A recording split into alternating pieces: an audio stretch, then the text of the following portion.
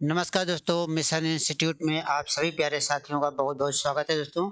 आइए आज हम लोग अपने अभ्यास प्रश्न पत्र का 8वां सॉल्व करते हैं। 8वां हिंदी का जो टेस्ट पेपर हुआ था उसको सॉल्व करते हैं भैया।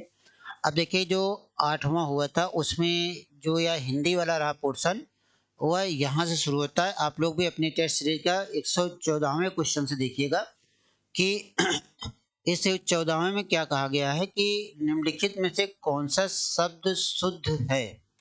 ठीक, कौन सा शब्द क्या है, शुद्ध है। ठीक, अब यहाँ पे शुद्ध पूछा गया है। यहाँ लिखा गया सूक्ष्म, सूक्ष्म, सूक्ष्म, सूक्ष्म। ठीक, अब भैया आप देखिएगा यह इसमें कौन सा सही हो जाएगा। मतलब यहाँ पे पूछा क्या गया कि आपसे शुद्ध रूप पूछा गया है। ठीक है, तो इसमें ये चारों विकल्पों में से शुद्ध रूप किसका है यह आप हमें बताएंगे। चारों विकल्पों में सूक्ष्म रूप किसका, कौन सा शब्द ऐसा लिखा गया जो शुद्ध है। तो भैया देखिए कि यहाँ पे जो सूक्ष्म लिखा गया है यह वाला शब्द सही है। इसमें छोटी ऊ की मात्रा लगने की वजह से यह गलत हो गया। सूक्ष्म लिखा गया यह गलत है। सूक्ष्म लिखा गया यह भी गलत है। तो सही वाला विकल्प कौन सा है, यह है, क्योंकि सूक्ष्म जब कहते हैं तो ध्वनि हमारी सा के साथ लंबी जाती है। जब जहाँ पर ध्वनि लंबी निकलेगी वहां पे हमेशा क्या हो जाएगा, बड़ा आ दीर्घ आ, दीर्घ का प्रयोग किया है, दीर्घ वर्ण का प्रयोग किया जाएगा। ठीक है दोस्तों, तो क्वेश्चन नंबर 114 का कौन सा सही है, सी वाला विकल्प सही है। ठीक, अब हम इसके आगे बढ़ते हैं। अगला जो क्वेश्चन है उसको देखा जाता है। अब अगला जो क्वेश्चन कहा गया है वह क्या कहा गया है कि आंखों का तारा होना मुहावरे का सही अर्थ क्या होता है। आंखों का जो तारा होगा उस मुहावरे का सही अर्थ क्या होगा। उस मुहावरे का सही अर्थ क्या है, क्या दुश्मन होना है, मित्र होना है, मित्र नहीं होना है या प्रिय होना है। जो भैया हमारी आंखों का तारा होगा, जो हमारी आंखों का तारा होगा वह क्या होगा, एकदम बहुत प्रिय होगा। तो जो प्रिय होता है वही हमारी आंखों का तारा होता है। तो दोस्तों यहाँ पे क्या हो जाएगा, प्रिय होना। प्रिय होना क्या हो जाएगा, आंखों का तारा होना मुहावरे का सही अर्थ क्या होगा, जो अत्यंत प्रिय होता है, जो प्रिय होता है उसी को क्या कहा जाता है, आंखों का तारा कहा जाता है। तो अब हम इसके आगे वाला क्वेश्चन देखते हैं। अब यहाँ की बातें क्लियर हुई। यहाँ पे आप ध्यान ध्यान दें, 115 का क्या हो जाएगा, डी सही हो जाएगा। ठीक, अब हम एक इसके आगे चलते हैं। इसके आगे चलते हैं तो इसके आगे हमें हमें मिलता है क्या, एक निर्देश मिला हुआ है कि प्रश्न में दिए गए वाक्यों में कुछ में त्रुटियां हैं और कुछ ठीक हैं। त्रुटि वाले वाक्य के जिस भाग में त्रुटि हो उसके अनुरूप अक्षर ए बी सी छांटे और यदि वाक्य त्रुटिहीन हो तो उसमें डी का उत्तर चुनिए। ठीक है, अब देखिए वाक्य जो आपके सामने लिखा गया, पहले आप वाक्य पढ़ेंगे। जब आप वाक्य पढ़ेंगे तो वाक्यों में क्या हो जाता है, एक शब्द का दूसरे शब्द पर निर्भरता होती है। ठीक, जितने भी पद होते हैं, जितने पद होते हैं वह सारे पद क्या होते हैं, एक दूसरे पर निर्भर होकर अपना अर्थ देते हैं। अगर एक दूसरे पर निर्भर हैं और अपना सही अर्थ सार्थक अर्थ दे रहे हैं तब वह वाक्य शुद्ध माना जाएगा, नहीं दे रहे हैं तो वह अशुद्ध माना जाएगा। जैसे यहाँ पे विकल्प नंबर ए में क्या कहा गया, औलाद, बी में कहा गया हो तो, सी में कहा गया ऐसा हो या डी में कहा गया कोई त्रुटि नहीं। अब आप इसको मिलान करिएगा। अब आप इसकी मिलान करेंगे, कहा जाए औलाद हो तो ऐसा हो नहीं, तो ध्यान दीजिए विकल्प नंबर सी सही हो जाएगा, क्योंकि औलाद हो तो ऐसी हो। ठीक, औलाद हो तो ऐसी हो जब कहा जाएगा, जब ऐसा की जगह पर ऐसी का प्रयोग किया जाएगा तब यह क्या हो जाएगा, सही होगा, नहीं तो नहीं सही होगा। इसमें क्या होगा, जैसे कि अगर आपसे कह दिया जाए यह वाक्य कैसे बन जाए, कहा जाए औलाद, औलाद हो तो ऐसा हो कहा गया है। वाक्य में अगर देखा जाए औलाद हो तो ऐसा हो यह कहा गया है। अब देखिए औलाद क्या है, स्त्रीलिंग में चला जाता है, देखिए यहाँ पे क्या हो जाए, ऐसी हो। औलाद मतलब क्या होगा, औलाद हो तो ऐसी हो, जब ऐसी कह देंगे तब वाक्य जाकर सही होगा। तो यहाँ पे जो त्रुटि है, त्रुटि कहाँ है, सी वाले विकल्प में है। सी वाले विकल्प में ऐसा लिखा गया है, यहाँ पे कौन सा शब्द होना चाहिए, ऐसी होना चाहिए। ठीक है, तो जब ऐसी कर देंगे शुद्ध हो जाएगा, लेकिन लिखा क्या गया, ऐसा लिखा गया, इसलिए यह वाक्य में क्या होगा, त्रुटि वाला कौन वाक्य हो गया, सी वाला विकल्प सही हो गया। ठीक, क्लियर है। अब 116 के बाद देखते हैं 117 में। ठीक, सारी चीजें वही हैं, त्रुटिहीन वाक्यों को छांटना है। ठीक है, जिसमें त्रुटि है। अब देखिए जहां देखो, 117 में कहा गया जहां देखो वहीं घास उग रहा है, कोई त्रुटि नहीं है। 4 विकल्प दिया गया है। अब हम इसको एक वाक्य में लिख देते हैं, लिख के देख लीजिएगा। अब जैसे कह दिया जाए जहां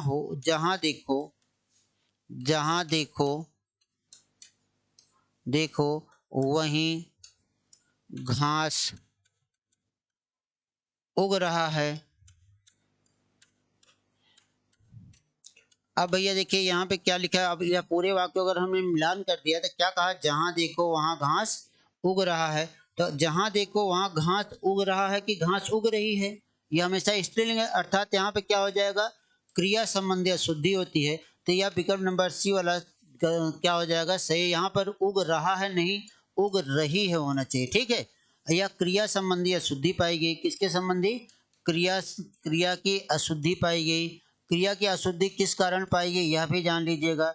क्रिया की अशुद्धि हमेशा किसकी वजह से पाई जाती है, संज्ञा अथवा सर्वनाम की वजह से पाई जाती है, ठीक है। क्रिया में जब अशुद्धि होगी किससे होगी, संज्ञा और सर्वनाम के अनुसार होगी। यहाँ पर कहा गया जहाँ देखो वहीं घास उग रही है, वहीं घास होती है, घास होता है। घास खुद ही स्त्रीलिंग में है, तो क्रिया भी क्या होनी चाहिए, स्त्रीलिंग में होनी चाहिए। लेकिन यहाँ क्रिया क्या पुल्लिंग में है, इसलिए यह विकल्प सही माना जाएगा। यह क्या हो जाएगा, त्रुटिपूर्ण विकल्प हो जाएगा। क्लियर है। अब आगे चलते हैं। अब अगला क्वेश्चन देखते हैं। अगला क्वेश्चन देखते हैं 118। कहा गया कि निम्नलिखित में से एक गलत शब्द वर्तनी में लिखा गया है, उसी को छांटना है। 4 विकल्पों में से 3 शुद्ध हैं, एक अशुद्ध है। जो अशुद्ध है उसको छांटना है। तो चलिए देखिए, यहाँ दृश्यमान लिखा गया, भक्त लिखा गया, हिंसा लिखा गया, भैया लिखा गया, ठीक। अब देखिए कि भैया जो लिखा गया, भक्त लिखा गया, हिंसा लिखा गया, दुश्मन लिखा गया, इन चारों में से हमें एक त्रुटि वाला वाक्य छांटना है। यहाँ पे सबसे पहले क्या लिखा है, दृश्यमान। दृश्यमान होता नहीं है। दृश्यमान क्या होता है, दृश्य क्या हो जाता है, दृश्यमान होता है, ठीक। तो यह क्या हो गया, अशुद्ध माना गया। क्या हो गया, यह अशुद्ध लिखा गया है। बाकी भक्त भी शुद्ध है, भैया भी शुद्ध है, हिंसा भी शुद्ध है, ठीक। यह जो दृश्यमान है यह अशुद्ध वर्तनी है। तो विकल्प नंबर ए एकदम सही उत्तर हो जाएगा। तो अपने भी आप अपनी कॉपी में भी विकल्प नंबर सी को एकदम ए को एकदम सही कर लीजिएगा, ठीक। अब देखिए कि अगला जो क्वेश्चन देते हैं, अगला जो क्वेश्चन आपको सामने आता है उसमें भी क्या है, वही शुद्ध वर्तनी को ही छांटना है, ठीक। अब देखिए कि इसमें चार विभिन्न शब्द दिए गए हैं, जिसमें से 3 शुद्ध लिखे गए हैं, एक अशुद्ध लिखा गया, ठीक है। 3 शुद्ध हैं, एक क्या है, अशुद्ध लिखा गया है 4 विकल्पों में। अब देखिए यहाँ पे लिखा गया दुरावस्था, निरोगी, ठीक, परिषद, साम्य। तो देखिए दुरावस्था, दूधन अवस्था की हमने इसके पहले भी बात किया था, दूधन अवस्था की बात कही थी, ठीक। क्या हो गया, दुर्धन अवस्था की बात कही गई थी। दुर्धन अवस्था जब कहा गया तो यह क्या हो गया, दुरावस्था सही है। परिषद भी सही लिखा गया है, साम्य भी लिखा गया है। निरोगी शब्द क्या है, गलत है।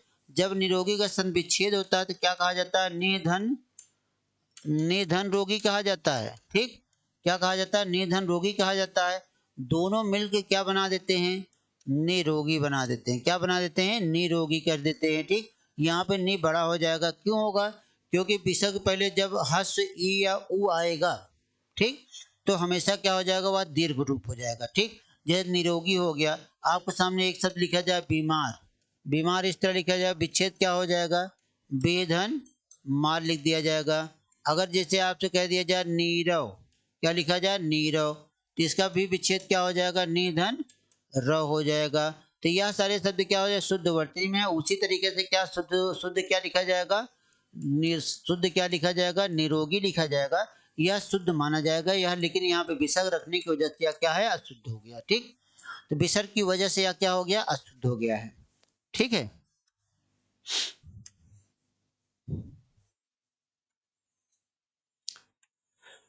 120 की बात करते हैं। किसकी बात करते हैं, 120 की। कहा गया परमानंद का सही संधि विच्छेद क्या है, ठीक। परमानंद का सही संधि विच्छेद क्या है, परमाधन नंद लिखा गया है, परम धन आनंद लिखा गया है, परमाधन आनंद लिखा गया, परमाधन आनंद लिखा गया है, ठीक। अब देखिए परमानंद में यह विसर्ग तो होगा ही नहीं, परमानंद में यह गलत हो गया, ठीक। परमानंद परमाधन नंद लिखा गया, यहाँ पे बड़ा है, यह ना के साथ मेल होगा नहीं, यह भी गलत हो गया। परमा है, यहाँ पे बड़ा है, यह बड़े आ का मेल बड़े आ से होता है, तो यह आ तो बनाता, लेकिन यह पद ही गलत, परमा कोई शब्द ही नहीं होता है।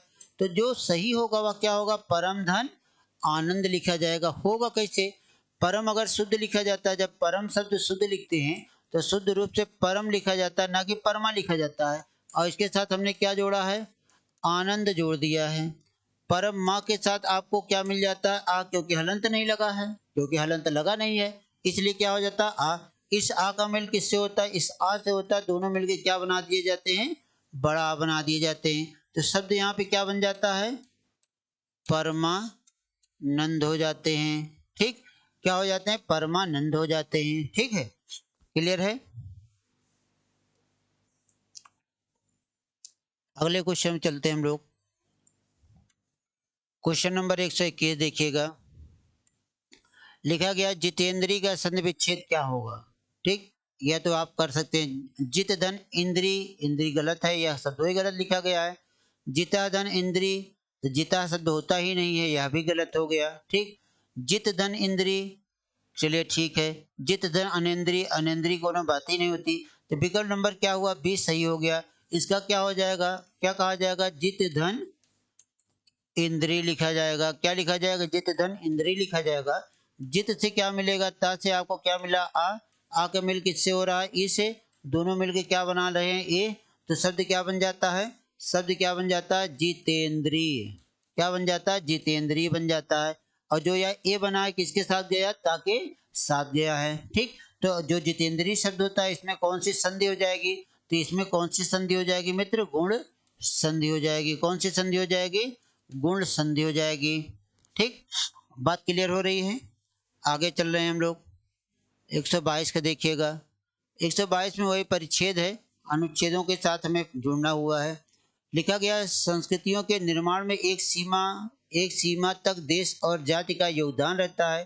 दूसरी संस्कृति, दूसरे मतलब संस्कृति के मूल उपादान तो प्रायः सभी सुसंस्कृत और सभ्य देशों की एक सीमा तक समान होते हैं, किंतु बाह्य उपादानों में अंतर अवश्य आता है। ठीक, बाह्य उपादानों में अंतर अवश्य आता है। ठीक, राष्ट्रीय और जातीय संस्कृति का सबसे बड़ा योगदान यही है कि वह अपने राष्ट्र की परंपरा को संपृक्त बनाती है, अपने रीति नीति की संपदा से विच्छिन्न नहीं होने देती। आज के युग में राष्ट्रीय एवं जातीय संस्कृतियों के मिलन के अवसर अति सुलभ हो गए हैं। संस्कृतियों का पारस्परिक संघर्ष भी शुरू हो गया है। कुछ ऐसे विदेशी प्रभाव हमारे देश पर पड़ रहे हैं जिनके आतंक से हमें स्वयं की संस्कृति के प्रति संशयालु बना दिया गया है। हमारी आस्था डिगने लगी है। अपनी संस्कृति को छोड़कर विदेशी संस्कृतियों के विवेकहीन अनुकरण से हमारे राष्ट्रीय गौरव को जो ठेस पहुंच रही है वह किसी राष्ट्रप्रेमी जागरूक व्यक्ति से छिपी नहीं है। भारतीय संस्कृति को में त्याग और ग्रहण की अद्भुत क्षमता रही है। अतः आज के वैज्ञानिक युग में हम किसी भी विदेशी संस्कृति को जीवंत तत्वों को ग्रहण करने के में पीछे नहीं रहना चाहेंगे, किंतु अपनी संस्कृति निधि की अपेक्षा करके भी नहीं रह सकते। यह परावलंबन राष्ट्र की गरिमा के अनुरूप नहीं होती। यह स्मरण रखना चाहिए कि सूर्य की आलोक प्रदायनी किरणें से पौधों की को चाहे जितनी जीवन शक्ति मिले, किंतु अपनी जमीन और अपनी जड़ों के बिना कोई पौधा जीवित नहीं रह सकता। ठीक, अविवेकी अनुकरण अज्ञान का यही पर्याय है। ठीक, तो चलिए मित्रों, इसको आप बताइए कि इसमें जो पहला वाला प्रश्न दिया गया है, पहला वाला प्रश्न क्या दिया गया है आपको।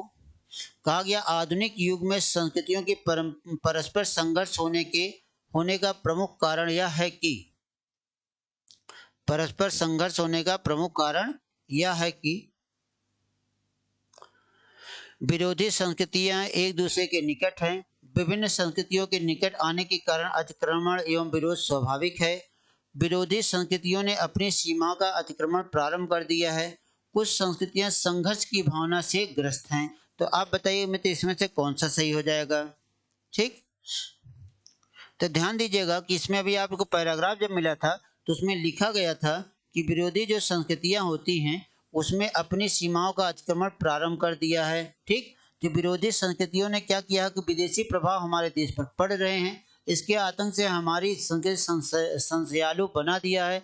हमारी आस्था डिगने लगी है। छोड़ विदेशी संस्कृति विवेकहीन अनुकरण, वहीं से उत्तर मिल गया क्या, विरोधी संस्कृतियों ने अपनी सीमाओं का अतिक्रमण प्रारंभ कर दिया है, अर्थात 122 का क्या हो जाएगा, सी सही हो जाएगा। ठीक, क्लियर है, 122 का सी सही हो जाएगा। अब इसके बाद मित्र आगे चलते हैं, वही अनुच्छेदों से ही प्रश्न किया गया है, अनुच्छेदों से ही प्रश्न किया गया भैया।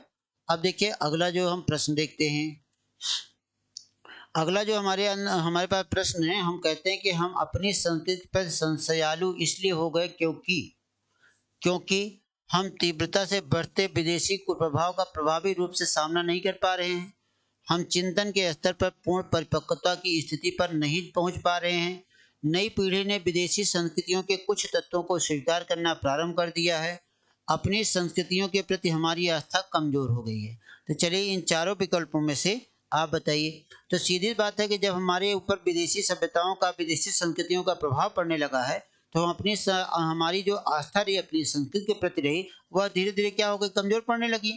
तो हम यहाँ पे विकल्प नंबर डी हमारे लिए क्या हो जाएगा, एकदम सही उत्तर हो जाएगा। ठीक, अपनी संस्कृतियों के प्रति हमारी आस्था कमजोर हो गई। अब देखिए कि अपनी संस्कृतियों के प्रति हमारी आस्था तो बिल्कुल सीधी बात है, कमजोर हो गई, तभी तो विदेशी सभ्यता, विदेशी संस्कृति हमारे ऊपर हावी हो रही है। तो विकल्प नंबर डी एकदम राइट आंसर हो जाएगा। ठीक, अब इसके बाद फिर अगला क्वेश्चन देखते हैं।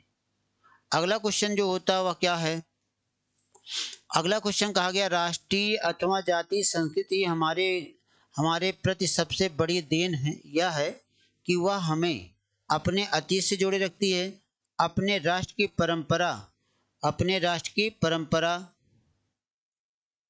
अपने राष्ट्र की परंपरा और रीति नीति का बोध कराती है, अपने राष्ट्र की परंपरा और रीति नीति से जोड़े रखती है, अपने राष्ट्र की परंपरा और रीति नीति की याद दिलाती रहती है।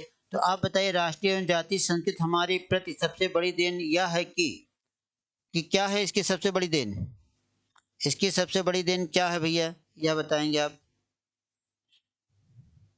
इसकी सबसे बड़ी देन क्या है। तो यह जो सबसे बड़ी देन की अगर हम बात करते हैं तो 124 में क्या हो जाता है, क्या अपने अतीत से जोड़े रखती है, गलत है, अतीत से जोड़ती नहीं है। रीति नीति का बोध तो कराती नहीं है, बोध कराने से कोई मतलब होता नहीं है। जब अपने राष्ट्र की परंपरा और रीति नीति से जोड़े रखती है तब हमें क्या हो जाता है, उन सारी चीज़ों को याद रखने में महत्व, और जिस उसी के सहारे हम क्या करते हैं, अपनी कमियों को दूर करते हैं। ठीक, तो विकल्प नंबर सी एकदम राइट आंसर हो जाएगा। ठीक है, विकल्प नंबर सी एकदम राइट आंसर हो जाएगा। क्लियर है, आगे चलें, अगला हम लोग देखते हैं। अगला जो क्वेश्चन लिखा गया, अगला क्वेश्चन देखिए, अगला क्वेश्चन कौन सा आता भैया,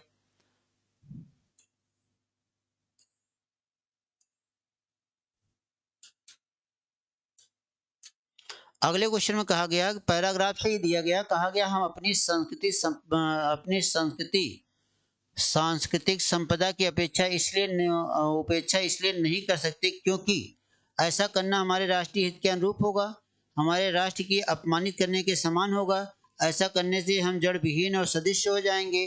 ठीक, उसके बाद फिर अगला जो विकल्प लिखा गया वह क्या है कि यह जो सारे शब्द हैं वह क्या हो जाएंगे, अविवेकी अनुकरण, अनुकरण अज्ञान का ही दूसरा नाम है और हम अज्ञानी नहीं हैं। तो अब आप इसमें आप चुनिए कि इसमें से कौन सा सही हो जाएगा, कौन सा सही हो जाएगा।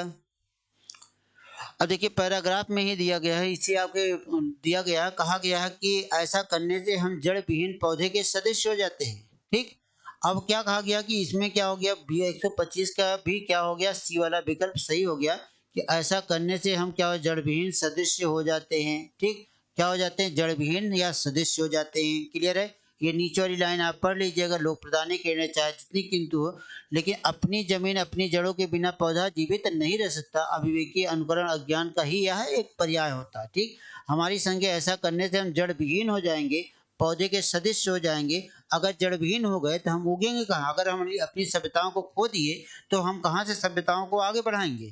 तो यह क्या हो जाएगा, विकल्प नंबर सी एकदम राइट आंसर हो जाएगा। ठीक, अब हम इसके आगे बढ़ते हैं।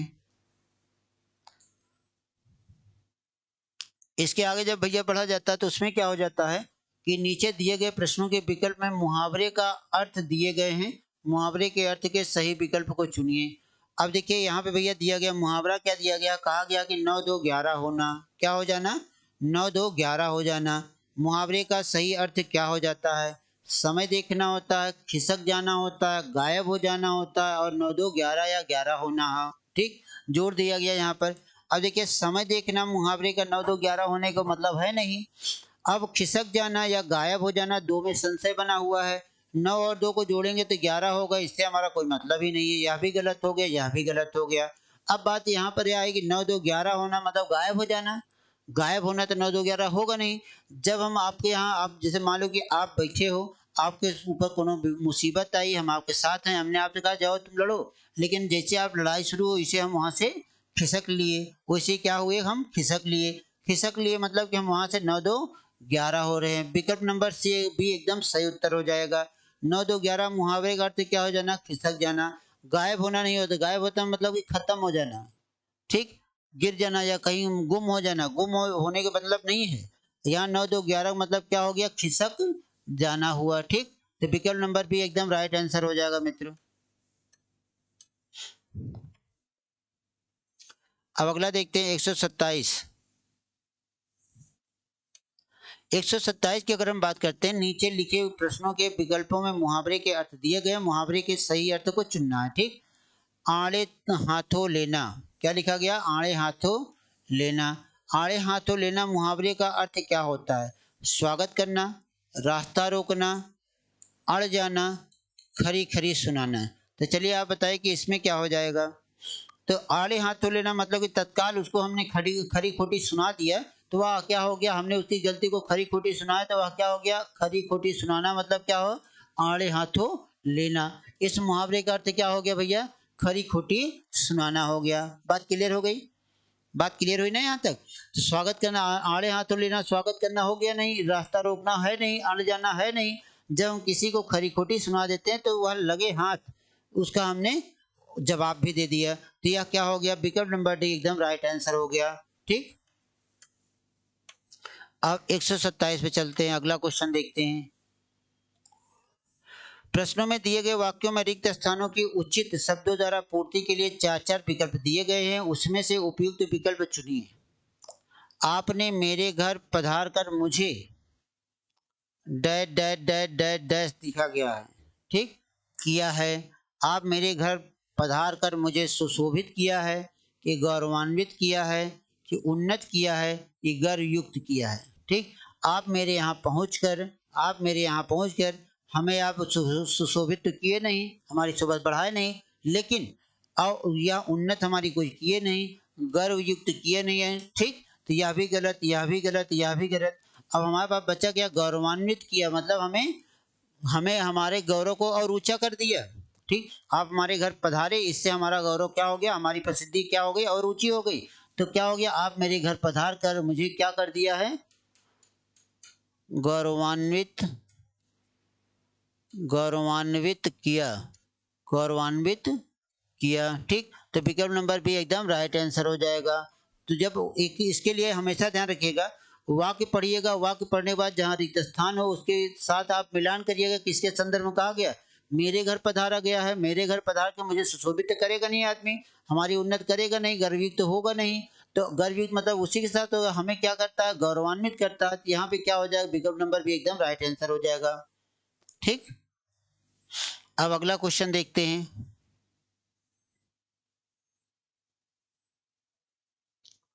अगला क्वेश्चन देखते हैं। तो अगला क्वेश्चन दिया जाता है कि प्रश्नों में दिए गए वाक्यों में रिक्त स्थानों की उचित शब्दों द्वारा पूर्ति के लिए चार विकल्प दिए गए हैं, उसमें से उपयुक्त विकल्प चुनिए। ठीक, अब यहाँ पर क्या कहा गया भैया, देखिए प्रश्न को पढ़िएगा आप, तभी आप इसका चुनाव कर सकते हैं, रिक्त स्थान की पूर्ति तभी हो सकती है। इस हार में डैश डैश डैश लिखा गया है, एक एक बड़ी बहुमूल्य है। तो ये इस हार में हर्षित मतलब खुश होने के बाद, बची हुई मतलब ऐसा तो है नहीं हार टूट गया है उसकी बात की जा रही है, इस हार की बात की जा रही है। तो गुथी हुई या छिपी हुई, तो ध्यान रखिए इस हार में गुथी हुई क्या हो गई, गुथी हुई एक एक मणि बहुमूल्य है, हर्षित नहीं, बची हुई नहीं, टूट तो गए नहीं है। तो इसमें हमेशा ध्यान रखिए, इसमें क्या लिखा जाएगा, गुथी, गुथी हुई। ठीक, क्या लिखा जाएगा, गुथी हुई। ठीक, तो विकल्प नंबर क्या हो गया, सी एकदम राइट आंसर हो गया, सी एकदम सही उत्तर हो गया। ठीक है, तो अब यहाँ गुथी हुई एक एक मणि बहुमूल्य है, तो यहाँ गुथी हुई लगा दीजिएगा। तो यस, ये वाला सी वाला सही कर लीजिएगा। 130 में देखिए, दुर्भिक्ष का संधि विच्छेद क्या होगा? क्या लिखा गया? दुर्भिक्ष का संधि विच्छेद क्या होगा, इसको आप बताना है कि दुर्भिक्ष का संधि विच्छेद क्या होता है। दुर्भिक्ष का जो संधि विच्छेद होता है, दुर्भिक्ष का संधि विच्छेद क्या होगा? दो धन अभिक्ष हो गया, दो धन भिक्ष हो गया, दो धन भिक्ष हो गया, दो धन विभक्ष हो गया। ठीक, तो मित्र यहाँ देखिए अभिक्ष की बात कही नहीं जाएगी, अभिक्ष गलत होगा, दो धन भिक्ष होगा नहीं, यह भी नहीं होगा। विकल्प नंबर सी एकदम राइट आंसर हो जाएगा। और यह होगा क्यों? क्योंकि आप यहाँ देखिए दो धन भिक्ष लिखा गया है। क्या लिखा गया? दो धन भिक्ष लिखा गया है। अब विसर्ग है, विसर्ग पहले क्या है? कलम ने आपको नियम बताया था, विसर्ग पहले क्या है? ऊ है। विसर्ग बाद क्या है? कोई स्वर वर्ण है। ठीक, तो यह विसर्ग का क्या हो जाएगा? विसर्ग का किसके साथ परिवर्तन हो जाएगा? रा के साथ हो जाएगा। तो शब्द क्या बन जाएगा? दुर्भिक्ष हो जाएगा।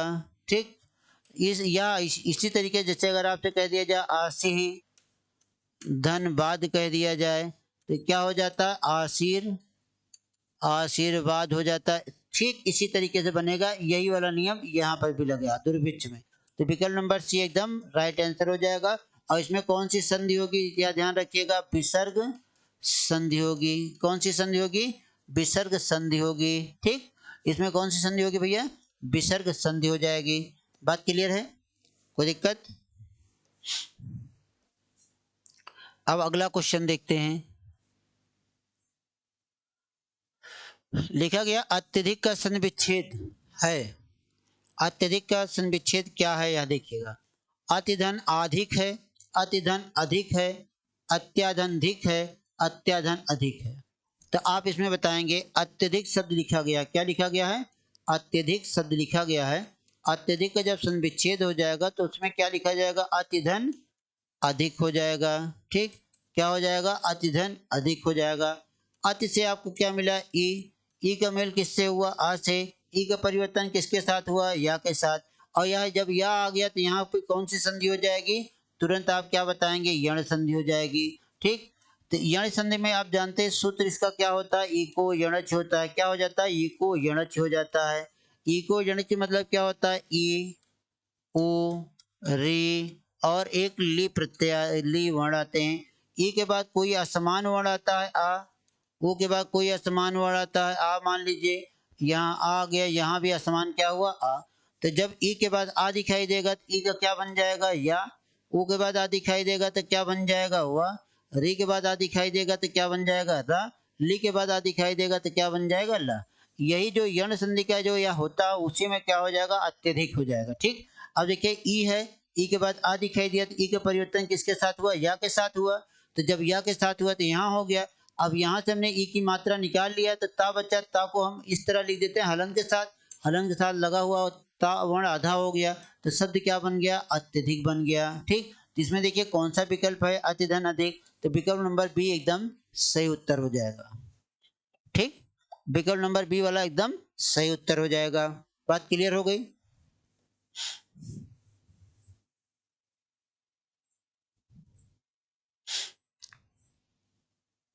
अब देखिए कि इसमें लिखा गया है करुण।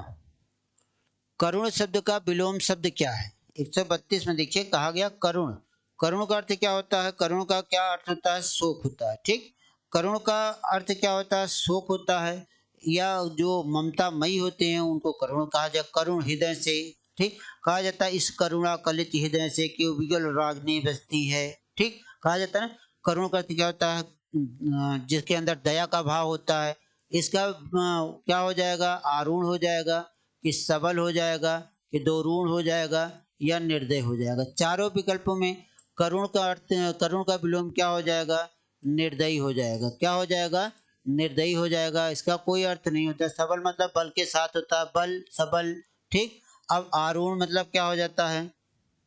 जब आरूढ़ की हम बात करते हैं इसका भी कोई अर्थ नहीं निकलता। ठीक है दोस्तों, तो जब करुण का विलोम शब्द पूछा गया, क्या करुण का अर्थ क्या हो गया? निर्दयी। और इसका करुण मतलब क्या हो जाता है? दया। और दया जो कर्ण भाव होता है वह निर्दयी के साथ बदल जाता है। ठीक, तो इसका विपरीत क्या हो जाता है, जो दया करने वाला होता है, जो निर्दयी, जिसके अंदर दया ही नहीं होती, उसे निर्दयी कहा जाता है। तो विकल्प नंबर डी एकदम सही उत्तर हो गया।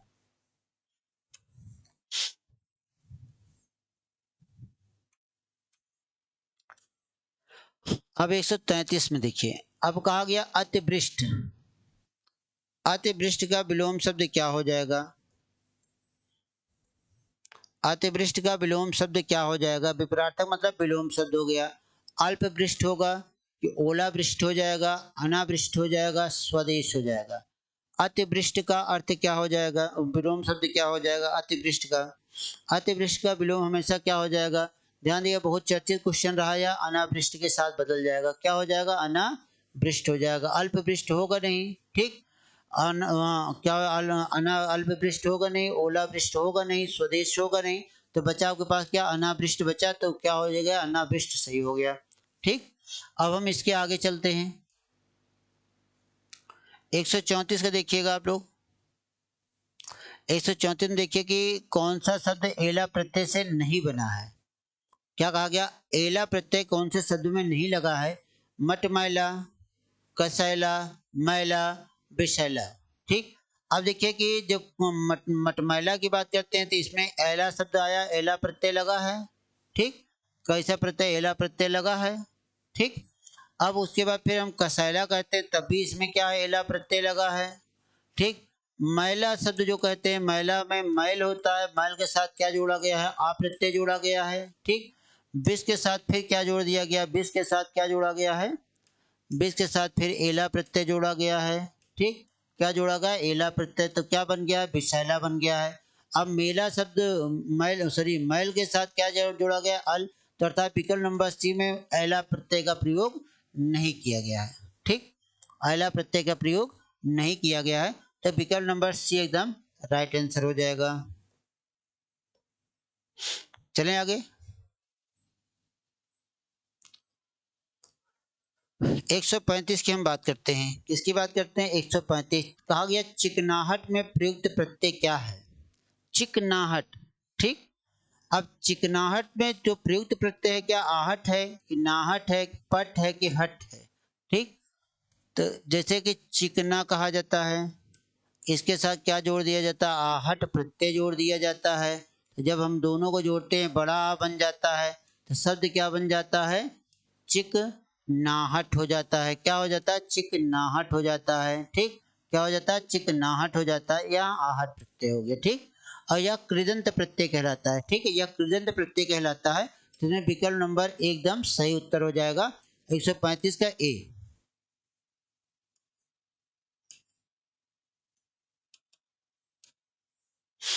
अब 135 के कहा गया नीचे वाक्य वाक्यांश दिए गए हैं, उत्तर के विकल्पों में 4 शब्द दिए गए हैं, जो शब्द वाक्य का अनेक शब्दों का एक अर्थ रखता हो उसे अपने उत्तर के लिए चुने। अब इसमें कहा गया जिसका कोई इलाज ना हो। संक्रामक हो गया, नासूर हो गया, घाव हो गया, क्या असाध्य हो गया। जिसका कोई इलाज नहीं होता वह क्या हो जाता है? असाध्य हो जाता है। संक्रामक का अर्थ क्या हो जाता है? कि जो बीमारी तेजी के साथ फैली है, संक्रामक कहलाती है।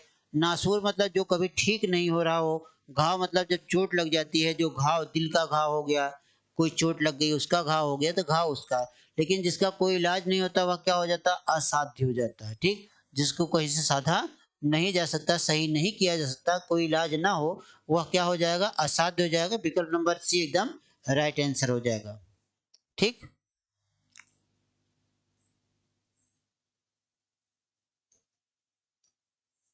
अब देखिए इसमें भी क्या गया? पदार्थ का सबसे छोटा इंद्रिय ग्राह विभाग या मात्रा हम किसे कहते हैं?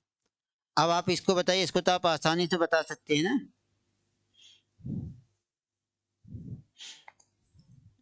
ग्राह या विभाग या मात्रा किसे कहते हैं? तो आप हमें यह बताएं कि इसका क्या हो जाएगा, इसका सही क्या हो जाएगा भैया? सही वाला रूप बताइए, इसका क्या हो जाएगा? पदार्थ का सबसे छोटा इंद्रिय ग्राह विभाग या मात्रा किसे कहते हैं? टुकड़ा होता है। क्या टुकड़ा होता है, या आपका अणु होता है, या हिस्सा होता है? ठीक, यह हिस्सा होता है। तो आप इसमें बताएंगे इसमें कौन सा होता है?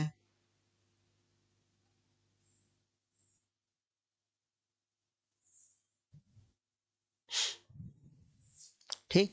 यह तो एक विज्ञान वाला क्वेश्चन है कि पदार्थ का सबसे छोटा इंद्रिय ग्राह विभाग या मात्रा क्या कहलाती है? तो क्या कहलाती है? अणु कहलाती है। टुकड़ा होता नहीं है, उसका हिस्सा होता नहीं, भाग होता नहीं। ठीक। इंद्रिय ग्राह विभाग, इंद्रिय के अंदर जो छोटे छोटे पार्ट लगे रहते हैं वहाँ अणु होते हैं। ठीक है, तो उसे हम क्या कह देते हैं? उसे क्या कहते हैं? अणु कहते हैं। ठीक है।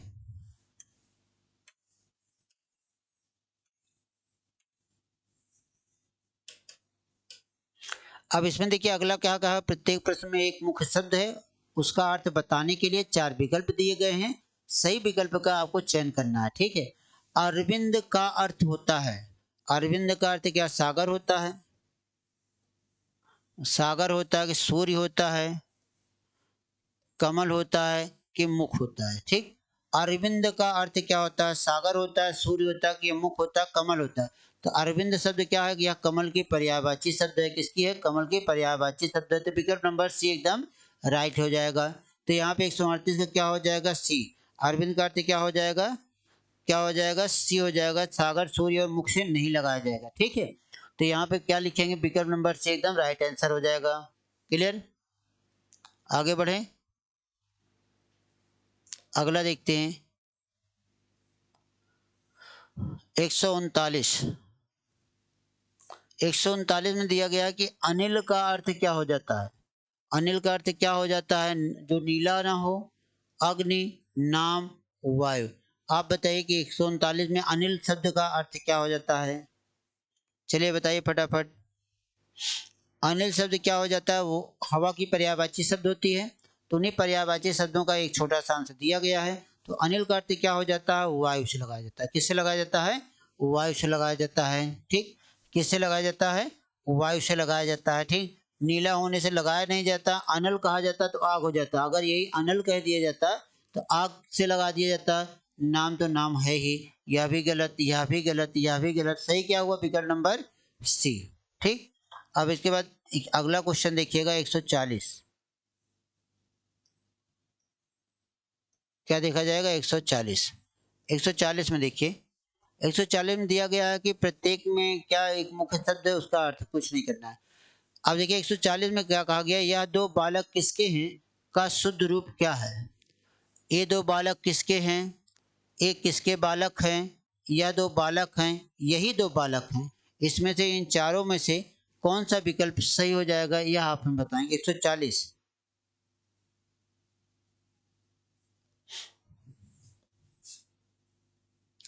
ध्यान दीजिएगा कि यहाँ पे जो लिखा गया है कि 140 में यह दो बालक किसके हैं, एक किसके बालक हैं, यह दो बालक हैं, यह दो बालक, यही दो बालक हैं। तो यह कहा गया यह दो बालक हैं, बालक किसके हैं का शुद्ध रूप क्या हो जाएगा? या किसी से प्रश्न पूछा जा रहा है तो ये दो बालक किसके हैं, या किसके जो शब्द होता है या प्रश्नवाचक सर्वनाम के साथ आ जाता है। किसके? प्रश्नवाचक सर्वनाम के साथ आ जाता है। प्रश्नवाचक सर्वनाम बन जाता है, तो इसलिए यहाँ पे क्या हो जाता है? प्रश्नवाचक का चिन्ह प्रयोग किया गया, क्योंकि यहाँ पूछा जा रहा है किसी चीज को, इसलिए क्या हो जाएगा? यह दो बालक किसके हैं, इसी चिन्ह की वजह से क्या हो जाएगा? यह शुद्ध रूप जाएगा। ठीक। बाकी यहाँ पूर्ण विराम है, अशुद्ध हो गया, या पूर्ण विराम या पूर्ण विराम सब अशुद्ध के रूप में चले गए। ठीक। केवल 140 का क्या हो जाएगा? ए वाला, यह दो बालक किसके हैं, प्रश्नवाचक चिन्ह की वजह से, तो क्या हो जाएगा? यह 140 का ए सही हो जाएगा। ठीक।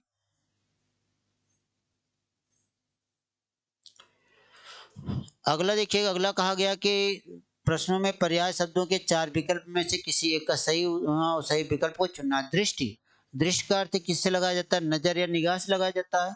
अवलोकन या टकटकी से लगाया जाता है। अभिप्राय या ध्यान से लगाया जाता है। अनुमान या नियत से लगाया जाता है। मित्र, तो अब देखिए दृष्टि का अर्थ यहाँ पे देखना है, तो दृष्टि का अर्थ किससे लगाया जाता है?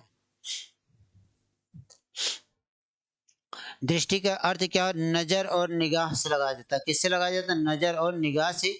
अवलोकन मतलब क्या हो जाता है? जिसका हम क्या करें, मूल्यांकन अवलोकन करते हैं ना, वह अवलोकन। और टकटकी मतलब निगाहें गाड़ कर रखना।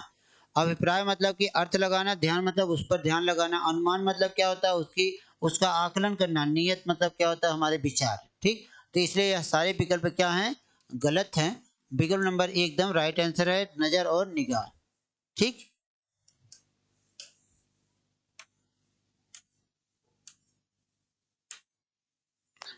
इसके बाद फिर अगला जो कहा गया कि पर्यायवाची शब्दों के 4 विकल्प दिए गए। भौरा, भौरा का पर्यायवाची क्या होता है? मधुप भ्रमर दिया गया, मधुकर मिलिंद दिया गया है, अली सारंग दिया गया, चंचरीक या पुष्पलिच्छ दिया गया। ठीक है, अब चलिए बताइए भैया कि इसमें क्या हो जाता है, इसमें कौन सा विकल्प सही हो जाएगा? मित्रों ध्यान से सुनिएगा, इसमें भौरा का जो पर्यायवाची शब्द होता है मधुर होता है, भ्रमर होता है, मधुकर और मिलिंद दोनों होता है, तो यह भी सही है और यह भी सही है, अर्थात इन दोनों में, ए और बी में, ए और बी में दोनों, ए और बी दोनों सही हैं, ए और बी दोनों क्या हैं? सही हैं। ठीक है, भौरा का पर्यायवाची शब्द क्या होता है? मधु भी होता है, भ्रमर भी होता है, मधुकर भी होता है, मिलिंद भी होता है। ठीक, यहाँ पर अल दिया गया, अल भी भौरा का, लेकिन यहाँ सारंग जो दिया गया यह शेर की पर्यायवाची है। किसकी है? शेर की पर्यायवाची है। चंचरीक मतलब भी क्या हो जाता है? भौरा हो जाता है। और यहाँ पुष्पलिच्छ मतलब क्या होता है? पुष्प देने वाला हो जाता है। ठीक, तो अब मित्र यहाँ पे ध्यान रखिएगा, जिन लोगों ने पेपर एग्जाम दिया था उनका अगर ए और बी दोनों दोनों में से कोई एक विकल्प लगाएं तो दोनों विकल्प क्या है? सही हैं। दोनों विकल्प किसके पर्यायवाची हैं? भौरा के पर्यायवाची हैं। तो इसमें ए और बी दोनों सही हैं, ए और बी दोनों सही है। ठीक, दोनों सही है, इसको आप ध्यान से देखिएगा। टाइपिंग मिस्टेक हो गया या कोई गलती हो गया, हो ही जाती है गलतियाँ, तो 142 का ए और बी दोनों सही मिलेगा आपको। ठीक, यहाँ पर हमने लिख दिया ए और बी दोनों सही है, यहाँ पर एक नहीं सही, इसमें ए और बी दोनों सही है। ठीक है, अब आगे चलते हैं, 142 के बाद 143 पे चलते हैं। 143 पे चलते हैं। 143 का क्या होते हो जाता है? 143 में अगर देखा जाए तो कहा जाए वह लड़का आज पाठशाला नहीं जाएगा, वाक्य में प्रयुक्त शब्द वह है। तो मित्र ध्यान दीजिएगा कि यहाँ पर क्या है? वह तो आपके दिमाग में आएगा तुरंत, क्या सर्वनामय है, लेकिन तुरंत ही सर्वनामय न करिएगा। जब संज्ञा के पहले, संज्ञा के पहले, संज्ञा के तुरंत पहले कोई सर्वनाम शब्द आता है, कोई सर्वनाम, सर्वनाम शब्द आता है, शब्द आता है, तो उसे क्या कहते हैं? तो उसे सार्वनामिक विशेषण कहते हैं। क्या कहते हैं? सार्वनामिक विशेषण कह देते हैं मित्र। तो उसे क्या कह देते हैं? सार्वनामिक। लड़का क्या है? संज्ञा है, संज्ञा के पहले क्या आया? वह आया है, तो वह क्या हो जाएगा? सार्वनामिक विशेषण हो जाएगा। और यह सार्वनामिक विशेषण के साथ निश्चयवाचक क्या हो जाएगा? निश्चयवाचक सार्वनामिक विशेषण होगा, निश्चयवाचक सार्वनामिक विशेषण हो जाएगा। ठीक, बाकी अगर यह लड़का इस वाक्य में ना पूछा जाता, पूछ लिया जाता वह क्या है, तो वह तब सर्वनाम हो जाता है। लेकिन कहा गया वह लड़का आज पाठशाला नहीं जाएगा, तो लड़का क्या है? संज्ञा है, सर्व संज्ञा है, संज्ञा के तुरंत पहले क्या आया? वह आया है, तो वह क्या हो जाएगा? सार्वनामिक विशेषण हो जाएगा। विकल्प नंबर बी एकदम सही आंसर जोड़ दीजिएगा। ठीक, विकल्प एकदम बी वाला एकदम सही उत्तर हो जाएगा। ठीक, 144 में देखिएगा, 144 में कहा गया यह पैसा मेरी खून की कमाई का फल है, का शुद्ध रूप है।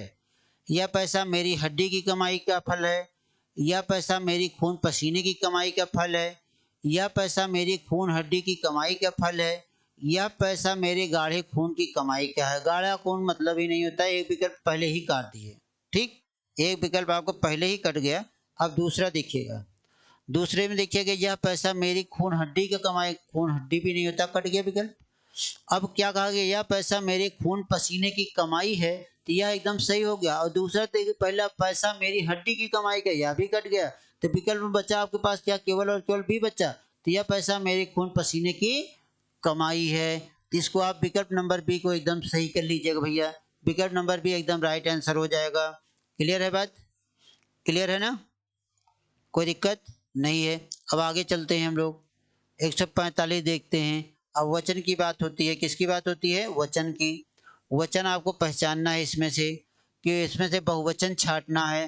घोड़ा, लड़के, कुत्ता, नदी, तो इसमें से कौन सा शब्द ऐसा होगा जो बहुवचन हो जाएगा? घोड़ा एक वचन होगा, घोड़ा शब्द एक वचन होगा, बहुवचन इसका क्या हो जाएगा? घोड़े लिख दिया जाएगा। ठीक, लड़का बहुवचन है, राइट आंसर क्या हो गया? लड़का। लेकिन कुत्ता क्या हो जाएगा? कुत्ते। क्या हो जाएगा? कुत्ते हो जाएगा। नदी क्या हो जाएगा? नदियां हो जाएगी। ठीक, यह बहुवचन हो जाएंगे, यह बहुवचन। लेकिन यह सब क्या है, एक वचन में। लड़के शब्द क्या है, बहुवचन है। ठीक, अब इसका एक वचन क्या हो जाएगा, इसका एक वचन क्या हो जाएगा, लड़का हो जाएगा। ठीक, यह एक वचन है, यह क्या है, एक वचन है, यह क्या है, बहुवचन है। ठीक, यह क्या है, बहुवचन है। बात क्लियर हो गई, बात क्लियर है यहाँ तक, कोई दिक्कत? तो बी वाला विकल्प एकदम सही उत्तर हो जाएगा। ठीक है,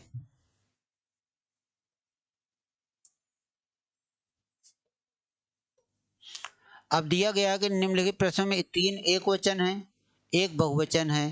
तो बहुवचन तिथि, रानी, चिड़िया, धोती। विकल्प के अनुसार मित्र यहाँ पर कौन सा सही हो जाएगा, चिड़िया सही हो जाएगी। विकल्प के अनुसार क्या हो जाएगा, चिड़िया सही होगी। तिथि का बहुवचन क्या हो जाएगा, तिथियां हो जाएगा। ठीक, क्या हो जाएगा, तिथियां हो जाएगा। रानी का क्या हो जाएगा, रानियों हो जाएगा। ठीक, रानियों हो जाएगा। चिड़िया क्या हो जाए, चिड़िया का चिड़िया हो जाएगा। लेकिन अगर चिड़िया को हम ऐसे लिखते, सिर्फ इतना लिखते तो यह एक वचन होता। जब इसके ऊपर हम अनुस्वार या चंदबिंदी लगा देते हैं तो क्या हो जाता है, बहुवचन हो जाता है। ठीक, क्या हो जाता है, बहुवचन हो जाता है। धोती, धोतियां हो जाता है। ठीक है, तो यहाँ विकल्प नंबर क्या हो जाता है, सी एकदम राइट आंसर हो जाता है। क्योंकि चिड़िया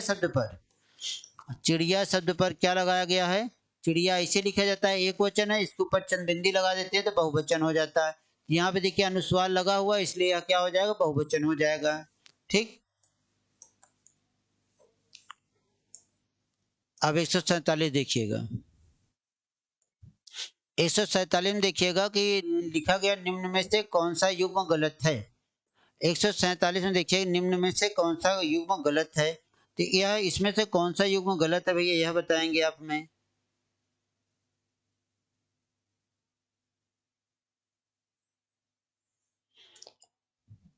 बताइए।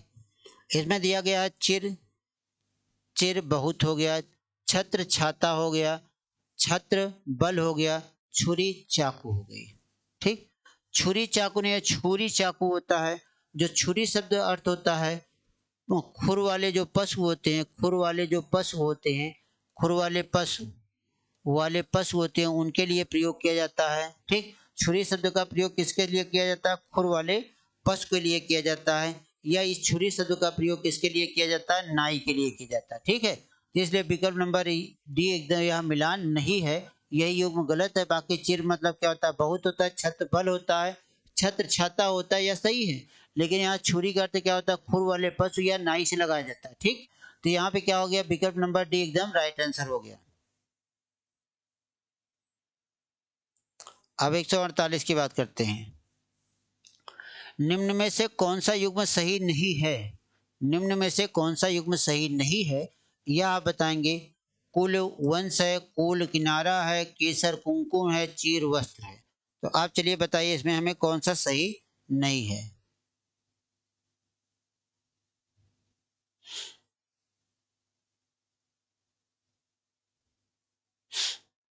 चलिए बताइए। अब मित्र यहाँ देखिए कि कुल का अंश वो अर्थ होता है वंश से, कुल मतलब किनारा होता है, चीर मतलब वस्त्र होता है। लेकिन यहाँ जो केसर शब्द लिखा गया है, जो यहाँ पर यह तालु वाले सा का प्रयोग किया गया है, इसकी जगह पर अगर हम केसर लिखे होते, केसर कुमकुम से मिल जाता, लेकिन केसर जो लिखा गया इसका कोई अर्थ ही नहीं होता है। तो यह केसर का शुद्ध रूप है ही नहीं, तो इसका अर्थ कहाँ से आ देगा। तो अर्थात विकल्प नंबर डी सही है। अगर मान लीजिए यहाँ पर जो यह केसर कुमकुम लिखा गया है, इसी केसर कुमकुम को कर दिया जाता, केसर और क्या कहा जाता, कुमकुम कर दिया जाता, तो यह भी सही हो जाता, तो चारों विकल्प सही हो जाते। लेकिन यहाँ एक शब्द क्या लिखा गया, अशुद्ध लिखा गया है। इस अशुद्ध लिखने की वजह से यह क्या हो गया, विकल्प नंबर सी का कोई मिलान नहीं हो रहा है। यह विकल्प नंबर सी को एकदम राइट आंसर कर लीजिएगा। ठीक, इस चीज को ध्यान रखिए, अगर केसर कुमकुम लिखा जाता तब सही हो जाता। लेकिन यहाँ पे क्या लिखा गया, केसर, केसर और क्या लिखा गया है, कुमकुम लिखा गया है, केसर और कुमकुम लिखा गया है, तो इसलिए इसका कोई मिलान नहीं हो रहा है। बात क्लियर है, बात क्लियर है ना। चलें आगे, आगे चलते हैं। उसके बाद फिर अगला क्वेश्चन देखते हैं। 148 के बाद 139। इहलोक का विलोम शब्द क्या होगा, स्वर्गलोक होगा, स्वर्गलोक होगा, पाताल लोक होगा, परलोक होगा, नरक लोक होगा। तो बताइए इन लोग का विलोम शब्द क्या हो जाएगा? क्या हो जाएगा? इहलोक का विलोम शब्द क्या हो जाएगा? परलोक हो जाएगा। स्वर्ग का विलोम क्या होगा? नरक होगा। स्वर्ग लोक का विलोम शब्द अगर पूछा जाए कि स्वर्ग लोक का विलोम शब्द क्या हो जाएगा, तो इसका आप क्या बताएंगे? नरक लोक बताएंगे। ठीक। पाताल का क्या कहेंगे? आकाश कहेंगे विलोम शब्द। ठीक। परलोक का क्या कहेंगे? इहलोक कहेंगे। परलोक मतलब ऊपर, इहलोक मतलब धरती। ठीक। नर्क का विलोम शब्द क्या हो जाएगा? स्वर्ग हो जाएगा। ठीक। तो यह सब क्या हो जाते हैं? विलोम शब्द हो जाते हैं। बात क्लियर है? तो इसमें जो इहलोक का विलोम शब्द पूछा गया वह क्या है? परलोक है। क्या है? परलोक है। तो विकल्प नंबर सी एकदम राइट आंसर हो जाएगा मित्र। अब इसके बाद 150 पे चलते हैं। सबसे पहला काम देखिए, अंतर्द्वंद शब्द का सही विच्छेद। पहले तो आप अंतर्द्वंद को आप सही लिख लीजिएगा। अंतर्द्वंद जब लिखा जाता है तो क्या लिखा जाता है? क्या लिखा जाता है?